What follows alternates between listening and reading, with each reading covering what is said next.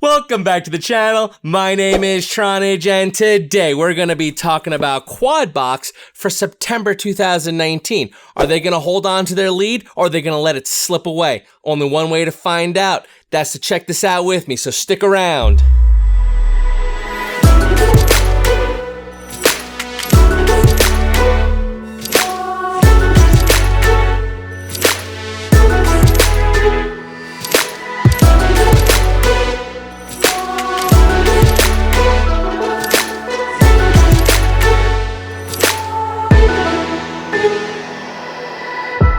Alright guys, so Quadbox is in the house, and it's actually kind of cool that Quadbox is the first in for September, and I was actually kind of impressed by that because usually FPV Crate seems to be the one that's always first in. However, Quadbox maybe got it out a little sooner, got their act together, and we're awesome job with that. That being said, remember now, as far as the value is concerned in our running totals, last we left off, Quadbox was in the lead for the whole year and only a couple dollars, I think it was like $2 behind FPV Crate as far as, you know, apples to apples for how many boxes since FPV Crate came out, which I think is like 2. So hopefully Quadbox is going to hit it home and capture the entire lead, but we won't know until we get all the boxes in play. But here's how it's going to work. I'm going to bring you all in close. We're going to open up this box together, look at what's inside, talk about it a little bit, and then I'll give you a little bit of a cost analysis and my thoughts on things, and if the value is just really there. All right, but before we do that, slam that subscribe button. While you're at it, hit that bell icon. Makes finding my videos a whole lot easier, helps support the channel, and keeps you in the know when I post videos like this one. All right, let's get on into this. All right, we got our Quadbox here. Got my X-Acto blade. Let's give it a little flip. Cut that seal. Awesome. Flip it back over. And actually, let's turn this around so we get it the right way. Do a little pre-open on that flap. You ready? I'm ready. Let's do this.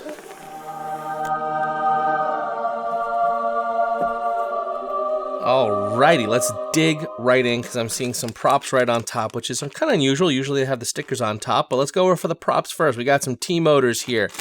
Don't see a sticker on there or a label or anything to tell me what size or pitch they are, so let's go in deep here. Alright, so these are the T-motor props. They are a 5146. I just checked the engraving on the blades. And we have 1, 2, 3 sets of those. Moving on. Now we got our little sticker sheet here, which is pretty cool. I'm digging that. I love that sticker. Check that out. That's pretty cool. Caution, drones allowed in this area. Love it. Next up, let's go for this little guy here on the side. We have SRA. It's a tip tenor. All right, cool deal. We'll talk about this a little bit later, what you use this for, but we got a tip tenor. Cool deal. We'll talk about how you use that and what it's for. Let's go with this guy.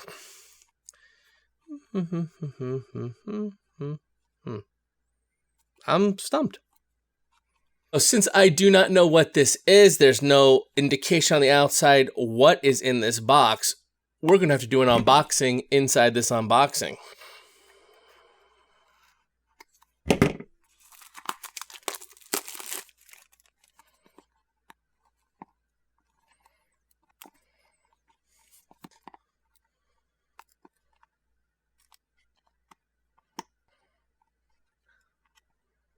There we go. Now we're getting somewhere. All right, looks like we have a flight controller is what this is. F7 flight controller, very cool. Any other goodies in the box here? All the wiring goodies and the gummies and different connectors. Oh, that's a nifty way they did this. Check this out. They give you different connector ends to put into your ESCs, depending on what ESC you're running. And they have the wires with the pins, so you just pop the pins in the correct order so that it becomes compatible with your ESC. That is a pretty slick way of doing things so that you can hook this up without having to solder anything. You really just have to figure out which pins need to go in what spot and which plug fits your ESC, plug them in, stick it in, you're done. That's pretty cool. What's this? Probably stickers, I'm guessing. Yeah, a little sticker sheet.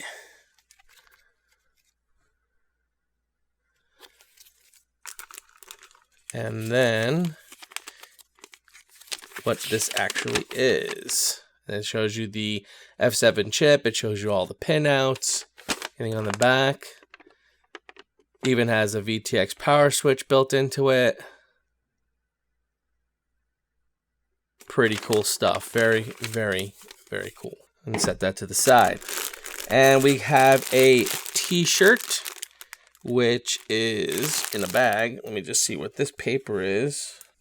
And let's see. Where is the opening? I do kind of like how it's bagged up in a bag here like this. Keeps it nice and clean. Gives me something else to open up here and look at. All right, this is pretty cool. Let's take a peek at this. So basically what you got here, it says what's in the box. It's got the quad box over here going on, all that. But also what's kind of cool about it is it also has some of your channels for your VTXs and stuff. So you have your Fat Shark, band E, and you also have your race band, and it's just kind of showing you the different common channels that people end up using when you're at a race. So you can use your shirt almost as a cheat sheet for who should be on what channels, because you have them listed out here, and you can see which ones would have any kind of overlaps. So depending on how many pilots you have in the air, you can pick your channels without even having to carry a little card in your wallet like some of us do. Anywho, that is a cool shirt, and I do like the color. I'm fond of the dark colors, and this blue color is kind of really rich and stuff, so it's pretty cool. All right, so to recap, we have the shirt, we have the 3 sets of props, we have the Transtech F7 flight controller, and we have the tip tinner. Let's run some numbers and see what it's worth. All right, guys, I ran the numbers, and they are ready for you to check them out right there. So let's go through these line by line and give you my thoughts. So first up are the T-motor props. These are 5146s, which means the 51 part means they're 5.1 inches in diameter, and the 46 is the pitch angle of the blade. It's not actually at 46 degrees. It's how far through a solid it would move with one rotation.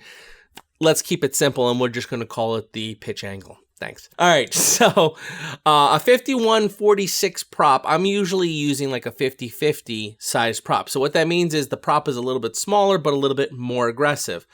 By going to a 5146, you end up with a little bit bigger of a prop, but less aggressive. So it's sort of like one of these kind of things, whereas one changes, the other can change to balance it.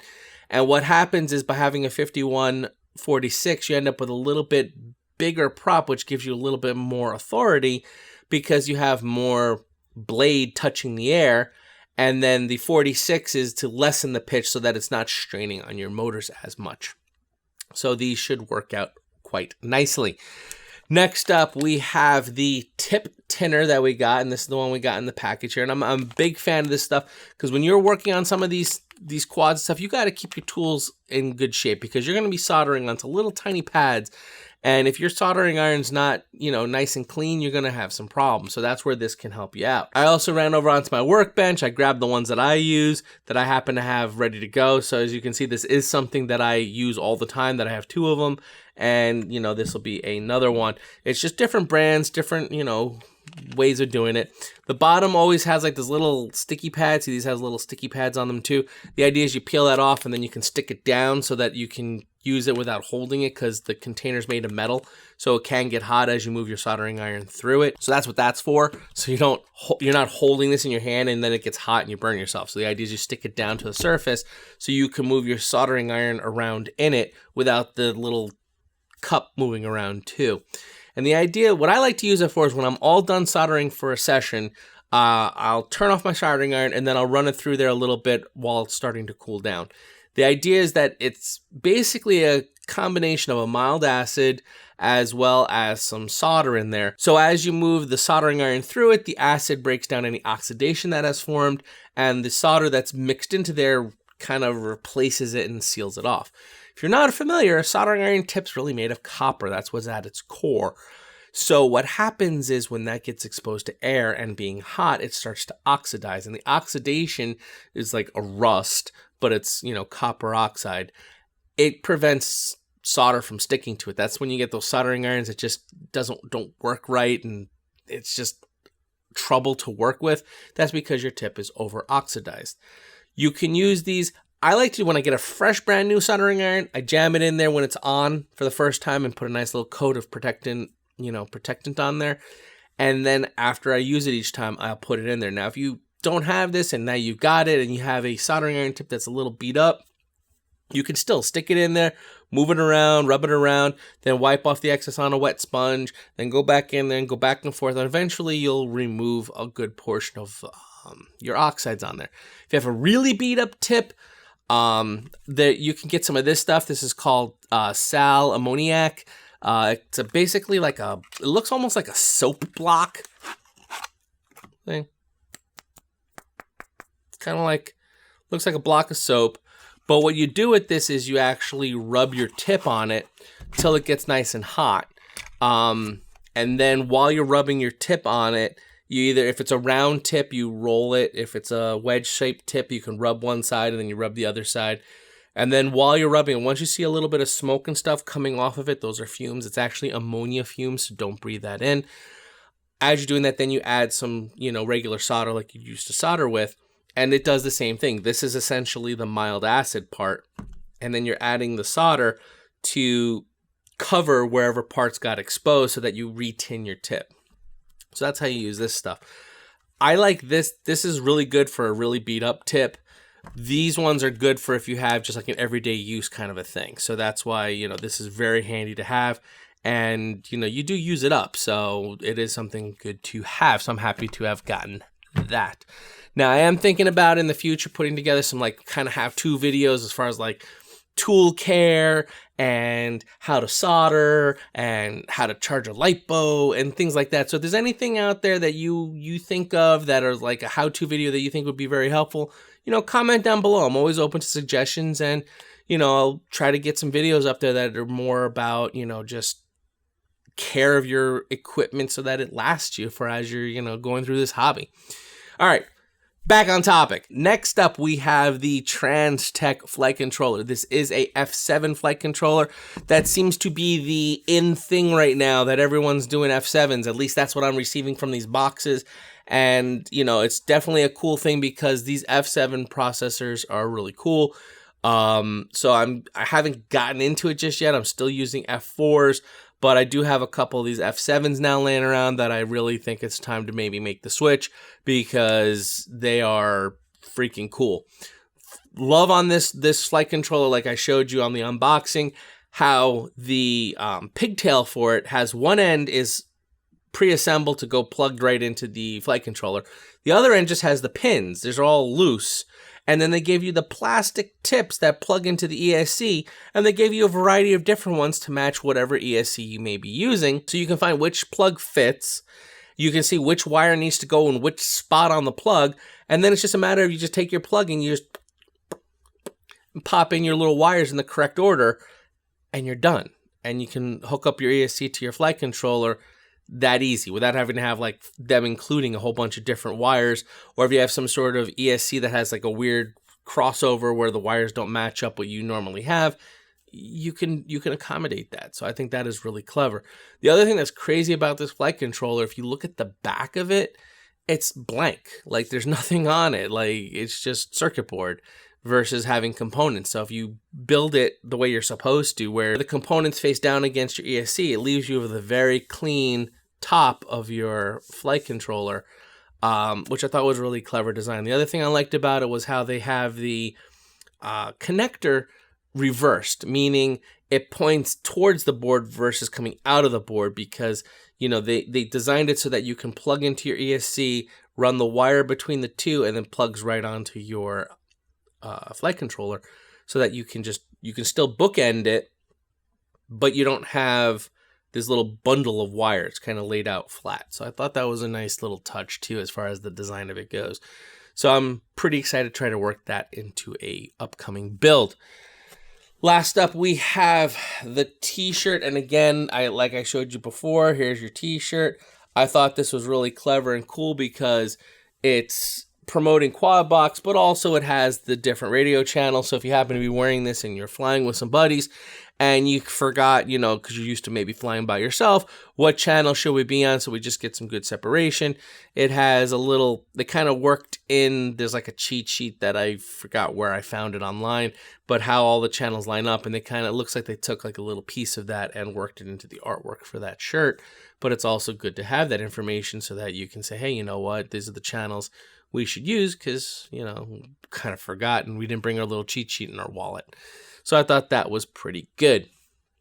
So now overall, you add that all up and we come out with what I would call, you know, your normal average everyday quad box that's at a decent value, which I always say, benchline mark as a subscriber, I want to always have at least about $20, $20 to $25 of bonus value.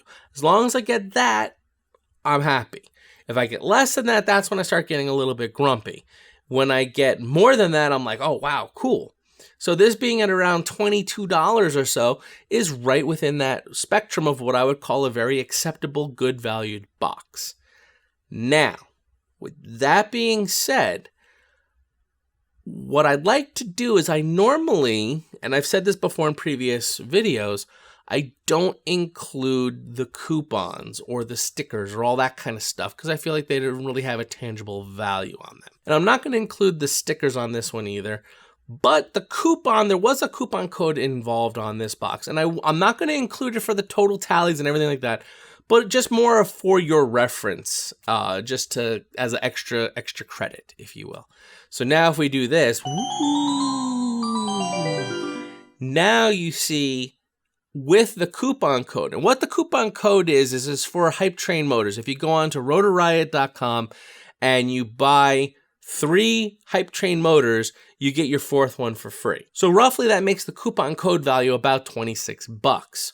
So now if you add that $26 value into your totals here, you'll see as a subscriber now you're just under $50 of value. Now, I'm not, like I said, I'm not including this in the grand totals and when we compare things. This is just for extra credit because this coupon requires you to purchase 3 other motors. So you're not really getting that value unless you were planning on buying those motors. So if you did buy those motors, you get an extra $26 of value. If you don't buy those motors, that wasn't included in the stuff. So that's why I normally don't include those. And this box is no different. The only reason why I'm mentioning this is because it's a more of a tangible thing. Usually the coupon code is like take 5% off of your purchase at yada yada website.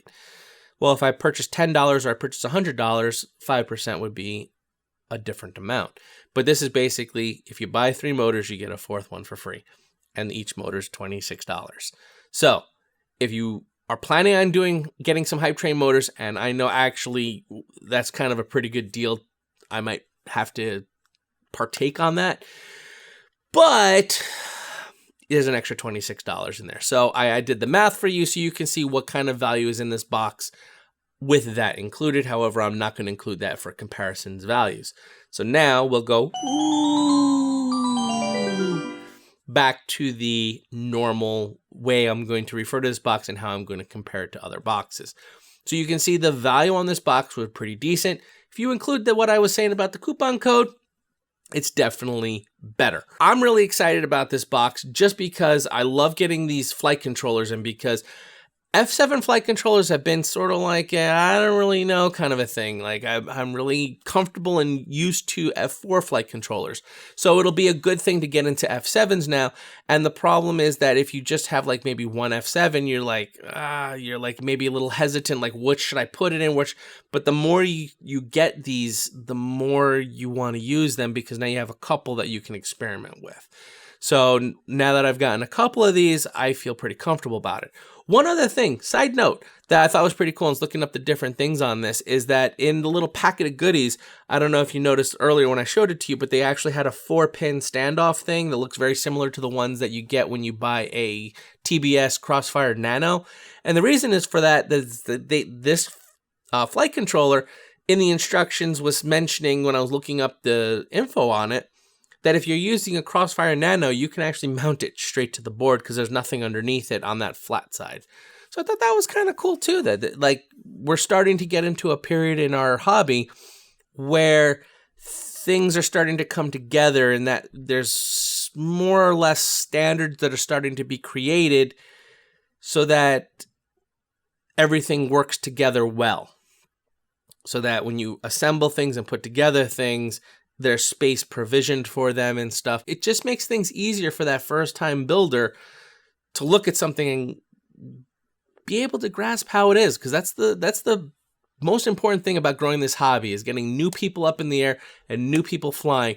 And the more complicated this hobby is, the less that's going to happen. So that's why I try to make things as simple as possible.